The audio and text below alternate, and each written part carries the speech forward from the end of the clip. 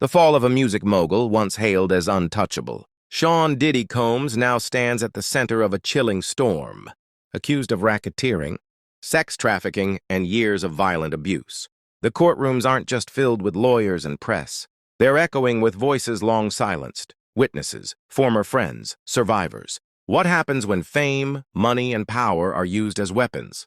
Today, we unpack the explosive testimony from day 3 of the trial with 3 key voices: a former girl group member, a lifelong best friend, and an assistant who saw it all unfold. Let's start with Dawn Richard. Yeah, the same Dawn from Danity Kane. She took the stand not to sing but to testify. Her words painted a scene straight out of a psychological thriller. She said she saw Combs getting violent with Cassie Ventura multiple times. Injuries to the face, arms, legs, hidden behind makeup and oversized shades. Dawn admitted she didn't speak up before. Why? Fear. She said both Diddy and Harv Pierre, the former Bad Boy Records president, told her to stay silent. That silence wasn't loyalty. It was survival. She said Combs often took weed, cocaine, even ketamine, but more than the drugs, it was the control. According to Dawn, Diddy would talk to Cassie about her music career, then flip into rage, using her dreams as levers to control her. One quote that hit hardest? When asked why she's speaking now, Dawn pointed to Cassie. She said she's doing it for her. Next up was Kerry Morgan, Cassie's best friend for 17 years. 17. But their friendship ended in 2018, when Kerry says Combs assaulted her. She didn't just witness violence. She lived through it. Kerry testified that Combs sent her hush money and made her sign an NDA. Yet today, she tore that silence apart. She told the court how Cassie's confidence faded year by year. How Combs would nitpick her looks, her words, even who she spoke to. How Cassie once told her, "I can't leave, he controls everything." And it wasn't just a metaphor. He controlled her job, her car, her apartment, her entire life. Kerry urged her to go to the cops after a hotel incident in 2016, but Cassie refused. Fear again, thick as smoke. Then came David James, a former assistant who was with Combs nearly every single day, traveled the world with him, lived in the shadows of that fame. David testified that Combs' security often warned him to stay in his lane. Asking questions was dangerous. Getting too close? Even worse. He remembered Cassie telling him once, "Man, this lifestyle is crazy." He told her she should get out. Her reply? "I can't." Just like with Kerry, Cassie revealed how Diddy had full control from her allowance to her home. David's cross-examination is still coming, but his first day gave us a look into the inner machine and how loyalty was manufactured through fear and money. So what are we looking at here? 3 different witnesses, 3 different angles, but the same story. Power used to control, silence, and destroy. Richard described an incident where she saw Ventura with visible injuries on her face, arms, and legs, allegedly resulting from Combs' aggression. She noted that Ventura often tried to conceal these injuries with makeup and clothing. Furthermore, Richard testified that she frequently observed Combs consuming various substances, including marijuana, ketamine, and cocaine. She also recalled being instructed by Combs and Harv Pierre, former president of Bad Boy Records, to remain silent about the abuse she witnessed. The trial has also brought to light other unsettling details.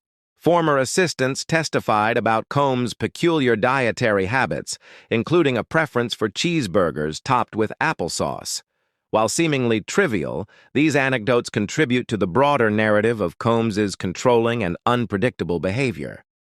Moreover, the trial has had significant repercussions on Combs' personal and professional life. If convicted, he faces the potential loss of substantial assets, including his private jet and 10-bedroom mansion. His public image has suffered immensely, with endorsements withdrawn and streaming numbers plummeting.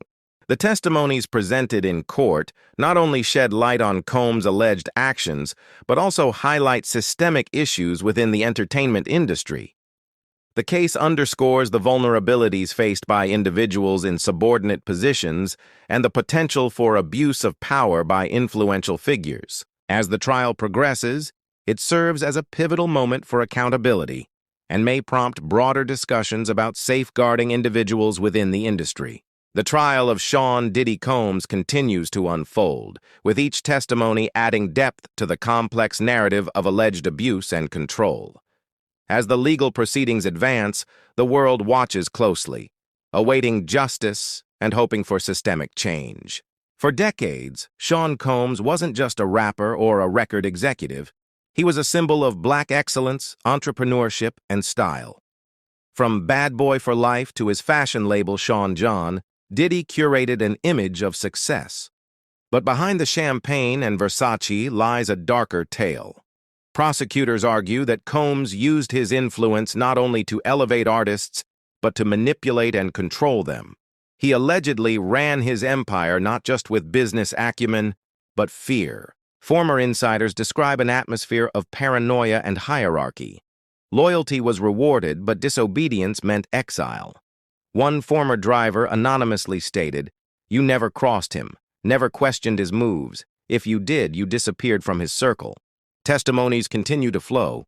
A former backup dancer, referred to as Witness A, described extravagant parties that spiraled into coercion. "I was invited to perform at a private event. It started off normal, music, drinks, celebrities. But by the end of the night, people were being told who to dance with, where to go. You couldn't say no." Other testimonies confirm a pattern. Women allegedly being flown across states, stripped of their phones, and paid under NDAs. The control was precise. Logistics teams, drivers, and assistants ensured discretion. One former event planner stated, "Everything was rehearsed, who stood where, who got invited, who got cut. It was a production for his pleasure." The court has begun to explore what they call the NDA network, a series of legal agreements used to silence potential accusers and witnesses. Documents reveal dozens of settlements, some reaching into six-figure payouts. When asked, Kerry Morgan acknowledged signing one. So did others, though most remained silent, citing fear of reprisal. This tactic, while legal, is now under scrutiny. Was Diddy using NDAs as a tool of legal protection or as a method to erase accountability? As the courtroom drama unfolds, so does a national conversation. On social media, opinions are split. Hashtags like "Surviving Diddy" and "Believe Cassie" trend alongside others defending the mogul. Fellow artists have remained largely silent. Only a few, like Meek Mill and Kalani, have made veiled comments. The silence is deafening. Industry insiders speculate it's fear of backlash, fear of being blacklisted, or perhaps fear of what else could come to light. At the heart of this case are the victims, people like Cassie Ventura, whose 2023 lawsuit first ignited this legal firestorm. Ventura's bravery inspired others. Survivors began to come forward. For many, it wasn't about revenge, but reclaiming power. Mental health professionals testifying in court have emphasized the psychological manipulation involved in such high-profile abuse cases. Stockholm Syndrome, trauma bonding, learned helplessness. The terms are academic, but the pain is real. Several survivors have entered witness protection. Others, still fearful, refuse to testify publicly. The prosecution has lined up more witnesses. Former staff, bodyguards, even a retired federal agent who once investigated Combs in the early 2000s. The defense plans to attack credibility, question motives, and lean on Diddy's philanthropic record. The jury remains composed but weary. Legal experts say this trial could continue for months. If convicted, Sean Combs could face life in prison. If acquitted, his reputation may still be irreparably damaged. This isn't just about one man. It's about an industry that celebrates power, often at the expense of the powerless.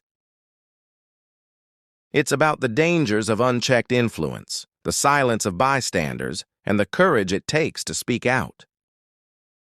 As the trial of Sean Diddy Combs continues, the world watches.